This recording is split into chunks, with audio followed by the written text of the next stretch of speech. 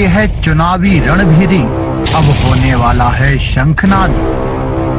बिछ रही है चुनावी बिसात, किस करवट बैठेगा सियासत का ऊंट।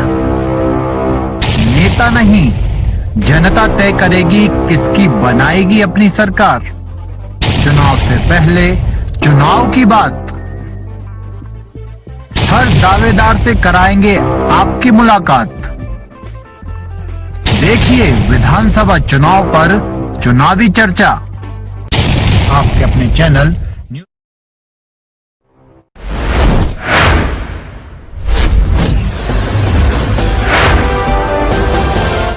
तो पहली प्राथमिकता जनता के लिए क्या हो? सबसे पहले सर यहाँ की जनता के लिए रोजगार, जो पलायन करती है उसके पलायन को हमको रोकना है कि उनके लिए रोजगार कैसे उत्पन्न किया जाए सर स्टेट में। उसके बाद शिक्षा का विकास होगा, लोगों को रोजगार पकड़ेंगे। उसके बाद स्वास्थ्य के क्षेत्र में अगर काम हो गया तो लोग परेशान नहीं होंगे, अदरवाइज उनका पैसा नहीं जाएगा। जब इतनी चीज़ अगर हो गया उनके साथ तो फ्री में कोई चीज़ देना ही नहीं पड़ेगा, वो सब खुद कमा लेंगे। हमारे प्रदेश में बहुत सारे आबादी, बहुत सारे खेती बाड़ी लोगों के पास 10-10, 20-20 एकड़ वाले ज़मीन वाले लोग पलायन कर जाते हैं सर, खेती नहीं हो पाती। अभी बारिश हो रही है, अगर ये बारिश 15 दिन ना हो तो फसल सूख जाएगा। किसी प्रकार से कोई यहाँ पे सुविधा उनने दिए नहीं। मैं मानता हूँ छत्तीसगढ़ सरकार में बीजेपी भी रही और कांग्रेस भी रही, लेकिन वहाँ पे जो इनकम है माइन का, उसके कारण वहाँ की सरकार अच्छा काम कर गई। वहाँ के हर किसानों के यहाँ सौर ऊर्जा है, पंप है, वहाँ की खेती उन्नत है। लेकिन यहाँ की खेती बिल्कुल डफर है, क्योंकि यहाँ का जो सरकार है वो भ्रष्ट सरकार है। यहाँ भी माइन है, यहाँ पर्यटन है, यहाँ बहुत सारे मैंगनीजे हैं, यहाँ भी अच्छा आय है हमारे प्रदेश में, लेकिन हमारे प्रदेश लगातार कर्जे पे डूब रही है। ये बड़े दुख की बात है। एक छोटा सा सवाल है, बैयर कर चुके थे शिवराज सिंह चौहान जी पिछले बार।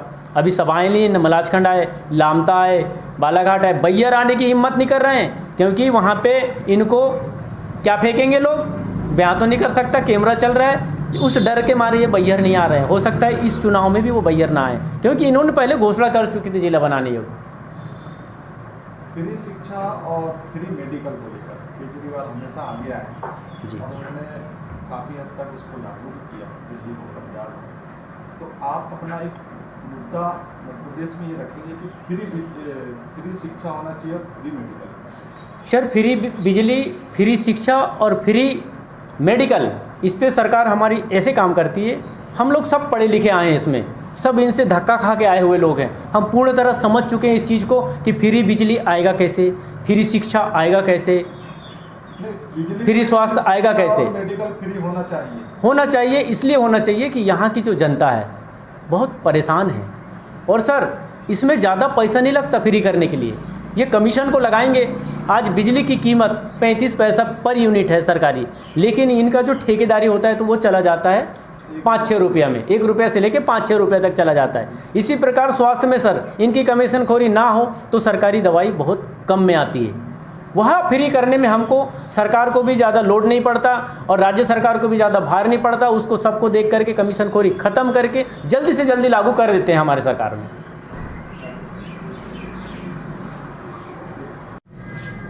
पूरा परिचय। मैं शिवशंकर यादव, परसवाड़ा विधानसभा में मैं काम कर रहा हूँ।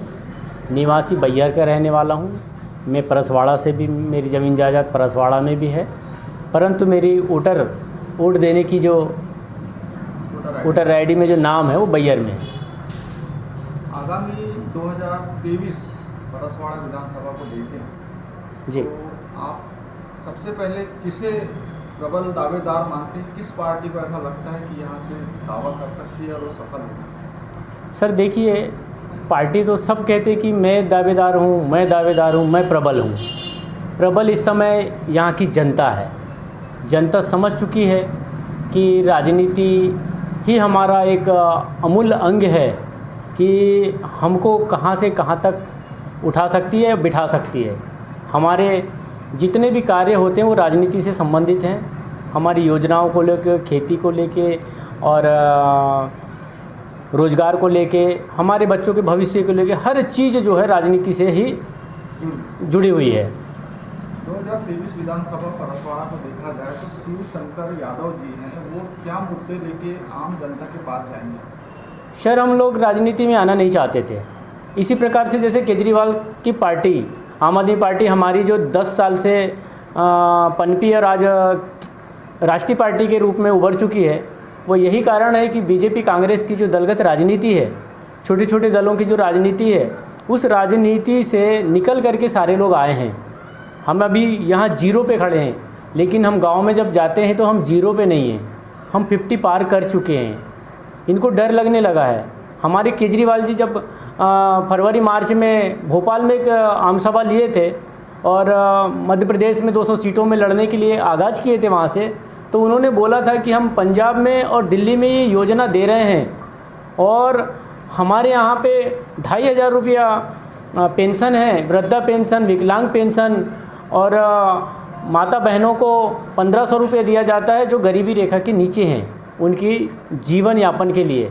एवं शिक्षा में सुधार, चार देशों के भाषाओं के साथ CBSE कोर्स के साथ दिल्ली और पंजाब मॉडल में जो शिक्षा पढ़ाई जा रही है, इवन जितने जो प्राइवेट स्कूल हैं उनको सरकारी मान्यता दे करके उन्होंने काम चालू है और उन्होंने जो काम करके दिखाया सर, उससे प्रभावित होकर हम लोग राजनीति में आए। मूल्य क्षेत्र है और यहाँ पर पैसा एक्ट का क्या महत्व है? सर पैसा एक्ट तो उन्होंने खिलवाड़ किए लोगों को लगा करके। ऐसा सही में कहा जाए अगर पैसा एक्ट है सर, आज धान के बीज में उनने जो रेट का कोई पाबंदी नहीं लगाया। आपने एक लिमिट बनाया सरकार ने कि आप 5 लाख रुपए से ऊपर लेन देन करोगे तो आपको टैक्स लगेगा।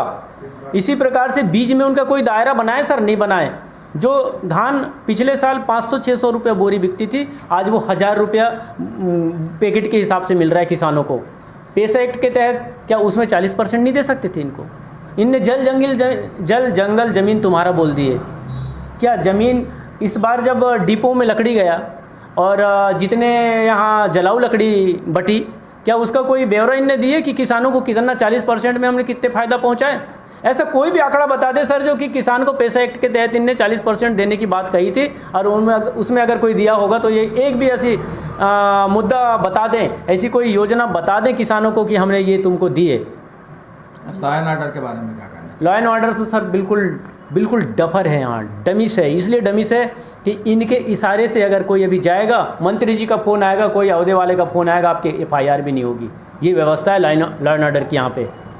2023 के विधानसभा चुनाव की बात करें तो ऐसे ज्वलंत आखिरी मुद्दे क्या होंगे आपके, जिस ओर जनता आपके तरफ झुकेगी? सबसे पहले भ्रष्टाचारी, दूसरी बात जितने डिपार्टमेंट इनने काम किए, जिस क्षेत्र में इनने काम किए, हर जगह करप्शन, हर जगह घूसखोरी, हर जगह आपकी कमीशनखोरी और जहाँ जहाँ आपने काम किए वहाँ वहाँ विफल रहे। कहीं का पुलिया टूट रहा है, कहीं पुलिया बना नहीं है, कहीं पे आपकी बिल्डिंगें गिर रही हैं। हॉस्पिटलों की व्यवस्था देखिए, घर गांव में आपने बिल्डिंगें बना रखी है, एक नर्स नहीं जाती वहाँ पे, ना कोई एक डॉक्टर जाता है वहाँ पे। आपका सिर्फ बिल्डिंगों का पैसा, क्योंकि बिल्डिंगों का पैसा इसलिए लिए कि वहाँ से कमीशन मिलना था। बिल्डिंगें बनाई इनने, वहाँ सेवाएँ नहीं दी।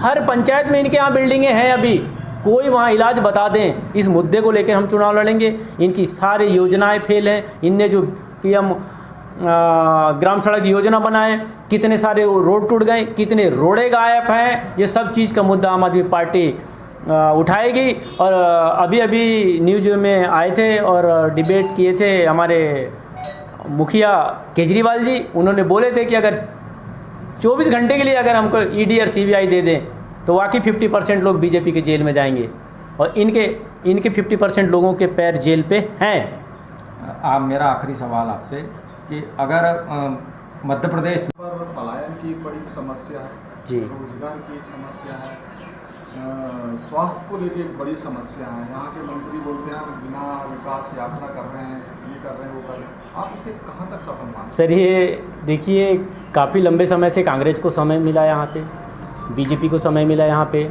10 से 15 साल कंकर मुंजारे को समय मिला यहाँ पे।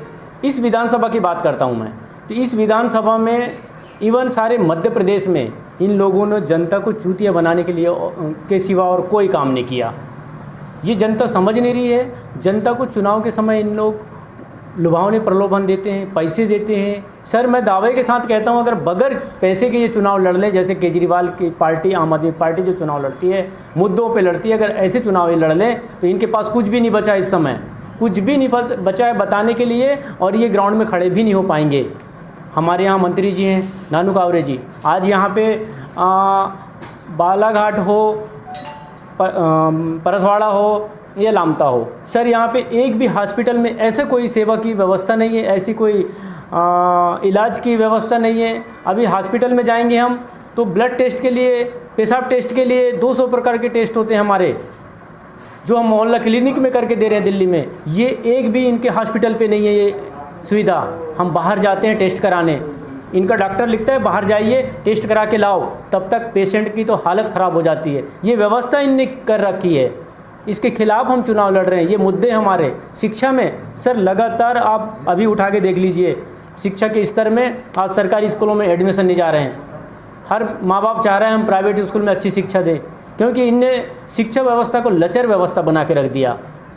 किसी भी प्रकार से किसी कर्मचारी को डर नहीं है। छोटे से छोटे कर्मचारी इसलिए वो पैसा लेने की बात करता है, घूसखोरी लेने की बात करता है। यहाँ के नेताओं के उनको बिल्कुल डर नहीं है, जैसे केजरीवाल का डर है। वहाँ पे हमने एक ऑफिस खोल के रखे थे केजरीवाल जी से शुरू में, आओ कोई अगर पैसा लेता हो तो लिखाओ मेरे को, एक नंबर जारी किए सर। ऐसा कोई नंबर जारी नहीं किया इन्होंने कि रिश्वत कोई ले रहा है तो बताओ हमको आकर के, या इस नंबर पर कॉन्टेक्ट करो। सर PM की एक नंबर उनने सेवा हेल्पलाइन नंबर उनने जो शिकायत की दी 181, जिस पे हमारे शिवराज सिंह चौहान मुख्यमंत्री जी की खुद की शिकायत जाते हैं। अब खुद की शिकायत जाते हैं, अपनी शिकायत देखें कि दूसरे की शिकायत देखें। यहाँ ऐसे ऐसे लोग समस्या बताते हैं सर, जिनका अभी वो जो संडास की प्रक्रिया थी वो बन चुकी है, पैसा नहीं आया उनका। खेतियों में अभी जो कुआं दिए इन पंचायतों में 8-8, 10-10 रिंग डले, 2-2, 2.5 लाख के कुएँ हैं, और पूरे पैसे निकाल के खा चुके इनने। ऐसा कोई काम नहीं है सर कि बगैर कमीशन के आता हो। ये खुद नेता आके यहाँ पे बाइट करें या डिबेट करें किसी भी मीडिया के सामने, पूरी जनता के सामने, अगर ये साफ़ सुथरे हैं और इन्हें कमीशन खोरी नहीं चला रहे हैं तो इनका सिर झुक जाएगा, ये कोई जवाब नहीं दे पाएंगे।